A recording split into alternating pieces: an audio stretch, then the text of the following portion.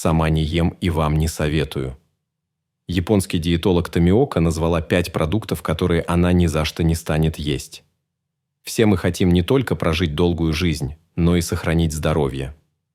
Ясный ум и активность на протяжении многих лет, возможно ли это? Яркие истории долгожителей доказывают, что это вполне реально, но как же этого достичь?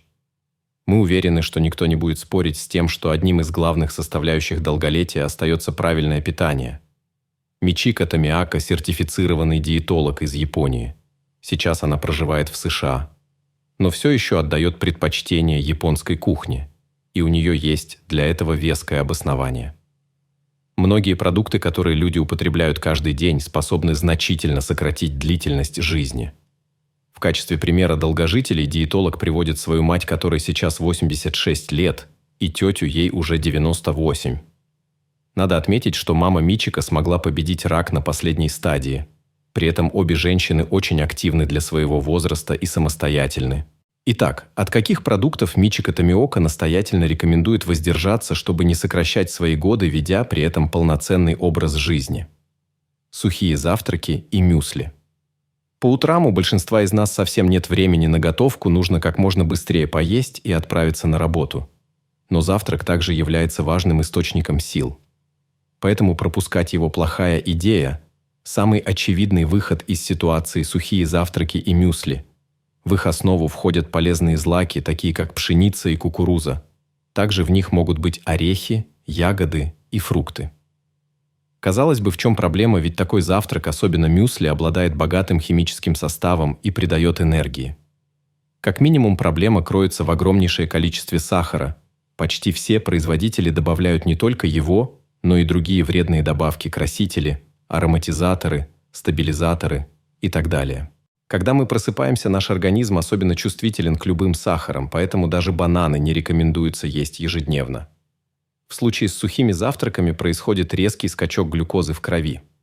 В перспективе это может привести к ожирению, сахарному диабету, кариесу, нарушению работы кишечника. Качественные мюсли с минимумом сахара без искусственных ароматизаторов и красителей можно есть, но в очень ограниченном количестве. Их рекомендуется употреблять не чаще 2 раз в неделю. А еще лучше заменить сухие завтраки на нечто полезное, например. Можно есть свежие орехи, семечки, а также хлеб с медом. Это поможет обогатить организм полезными веществами и надолго придаст ощущение сытости. Причем готовить ничего из перечисленного не нужно, максимум помыть и очистить от скорлупы. У японцев, по словам Мичико Томиоки, также очень популярно такое блюдо, как натто. В его основу входят сбреженные соевые бобы блюда. Полезное, но весьма специфичное как по вкусу, так и по запаху, многим оно может не понравиться. Фастфуд и бутерброды. Мы всегда заняты, и у нас вечно нет времени и сил стоять у плиты, к чему это приводит. Правильно, к регулярному употреблению фастфуда такая еда бывает разной, но чаще всего она содержит уйму вредных ингредиентов, улучшающих вкус, запах и внешний вид блюда. А еще фастфуд обычно готовят в кляре. Здесь все довольно очевидно. Большое количество трансжиров, сахара и прочих добавок сильно давят на наш организм. С бутербродами все не так однозначно, сильно зависит от их составляющих, но наиболее распространенным вариантом являются бутерброды с колбасой и сливочным маслом. В качестве основы для них используется белый хлеб. Такое блюдо однозначно нельзя назвать полезным. В колбасе содержатся трансжиры, соли и насыщенных жиров. Сливочное масло менее вредное, но тоже содержит много жиров. Белый хлеб же обладает очень скудным химическим составом и негативно влияет на работу пищеварительной системы. При частом употреблении фастфуд и подобные бутерброды нарушают обмен веществ и способствуют развитию ожирения, вызывают серьезные проблемы с печенью, повышают холестерин, ускоряют развитие атеросклероза и образование холестерина-бляшек, увеличивают риск образования злокачественных опухолей, негативно влияют на эндокринную систему, повышают уровень сахара в крови, из-за чего развивается сахарный диабет. Еще один весомый недостаток – такая пища снижает чувствительность вкусовых рецепторов. В итоге возникает привыкание к подсластителям, усилителям вкуса и так далее. При этом человек перестает чувствовать вкус обычной еды. Увеличивает потребление соли и сахара. Конфеты, печенье и пирожные, кондитерские изделия – это прежде много сахара и вредных добавок, а также минимум полезных веществ. Диетолог настоятельно не рекомендует есть батончики, конфеты и белый шоколад и магазинное печенье. Не все лакомства так уж вредны есть, и несколько очень полезных к таковым относятся, например, горький шоколад. Он активизирует работу мозга и помогает избавиться от переутомления. Но шоколад должен быть качественным, максимальным содержанием какао и без сахара. Возможно наличие меда или севии, но в небольших количествах. Полезно есть сухофрукты, печенье из цельной зерновой муки с добавлением злаков. Но при этом необходимо соблюдать умеренность. Такая еда все еще содержит много сахара. Другой интересный и необычный вариант – пудинг из семян чиа, сладкие напитки и газировка. Любые сладкие напитки не только с сахаром, но и с его заменителями оказывают вредное воздействие на организм. Особенно опасной считается газировка при постоянном употреблении. Она сильно портит зубную эмаль, способствуя возникновению кариеса, вызывает изжогу, отрыжку и кислый привкус во рту, повышает риск развития ожирения, стимулирует отложение жира в печени, увеличивает уровень сахара крови, в результате чего развивается сахарный диабет, становится причиной обезвоживания, провоцирует возникновение камней в почках, снижает прочность костной ткани и мешает ее обновлению, повышает риск развития рака поджелудочной железы и подагры, ухудшает память и способствует возникновению деменции.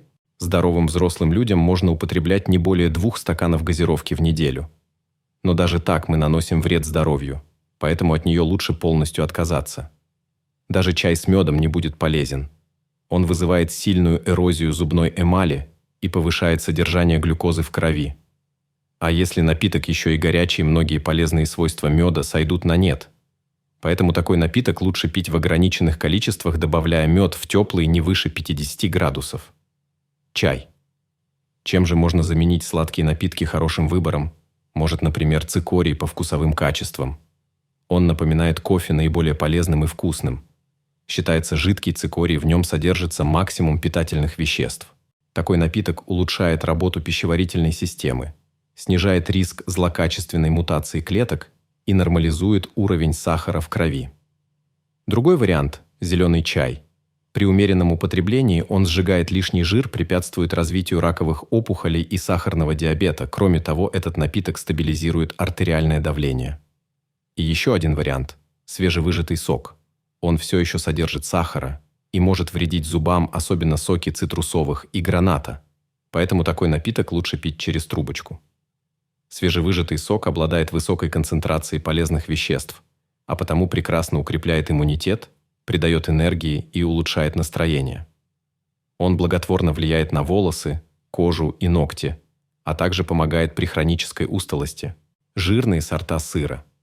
Сулугуни, брынза и различные сливочные сыры содержат много жира, плюс большинство сортов отличаются высокой концентрацией соли. Некоторые сыры содержат много вредного холестерина. В результате сыр при частом употреблении негативно влияет на работу почек, повышает артериальное давление, вызывает отеки и ожирение. Чтобы этого избежать, важно тщательно выбирать сорта и производителей. Например, к числу самых полезных относится моцарелла.